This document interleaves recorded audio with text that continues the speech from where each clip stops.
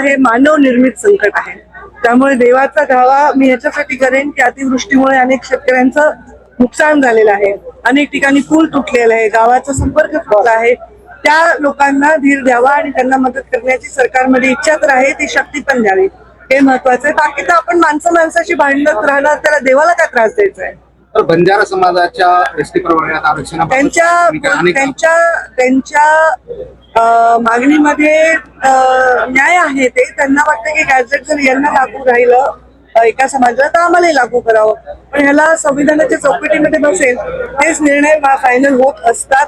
आपल्या महामानव बाबासाहेब आंबेडकरांनी इतकं स्ट्रॉंग संविधान या देशाला दिलंय की कोणी माणूस सामाजिक पद्धतीने मागासलेपणाचा शिकार होऊ नये असं ते बनवलेलं आहे.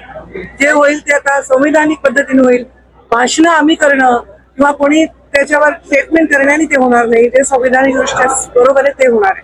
पण त्यांचं म्हणणं रास्त आहे, बंजारा समाजाचं म्हणणं रास्त आहे. मला संधी द्या अशी मागणी धनंजय मुंडे यांनी केली. सुनील तटकरे असं म्हणले की योग्य वेळी संधी देऊ. मग ते दोघं एकमेकांना बोलल्यावर मी काय बोलू त्याच्यावर? धनंजय मुंडे काय बोलले माहित नाही.